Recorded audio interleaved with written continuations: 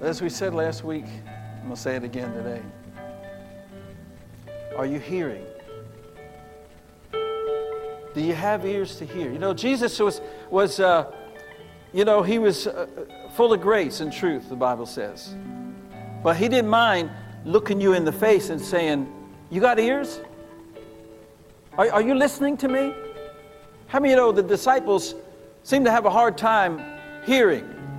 You know, he's talking to them for years. I mean, they're walking with Jesus for years. And he's talking to them all the time talking to them, you know. And how many times did he say, I'm going to die, I'm going to be crucified, and the third day I'm going to rise from the dead. Said it to him over and over and over and over and over again. And he died, and he comes to where they're staying, and they're in shock because they never heard. So that's why they called them disciples.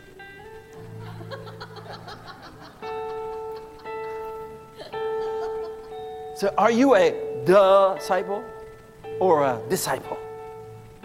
See, the true meaning of disciple means a disciplined one, somebody that's disciplined to hear. Disciplined to hear. Do you know what a blessing it is to have someone that is disciplined to hear the slightest command, the slightest order that you give, the slightest request that you make? If you ran a company, you work for a company. But if you ran a company and you told your employees, I want you to do this, this, and this. I want you to make this, this, and this. I want you to go here, here. I want you to sell this. And you come back the following week and you know, I forgot to write that down. I'm sorry, you know, I wasn't listening, you know, I just really didn't hear what you said. Wouldn't be too many successful companies out there, would it? And more than likely, you'd be finding another job real soon somewhere. Yet sometimes we take so lightly the commands that God gives us.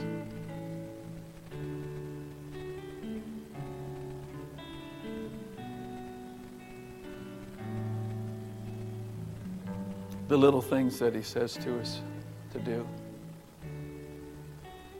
or where to be, or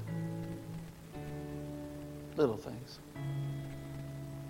Don't let the cares of this world and the lust of other things take you away from the reality of why God put you here in the first place. I was talking to this pastor the other day and just, you know, sharing some testimonies with him of firemen that I was able to lead to the Lord and so on and so forth. And I was just saying to him, I said, you know, in the day that we live in, all the horror that's out there, you know, between Ebola and ISIS and Russia and, you know, and America and all the problems and politicians and deceit and unfaithfulness and divorce rates and all that stuff. In the midst of it, there's still light shining. And Jesus said, you are the light of the world. And listen, when it's in the deepest darkness, as we see a lot of right now, in the deepest darkness, your light shines the brightest. The brightest. So let your light so shine among men that they will see what you do and glorify your Father.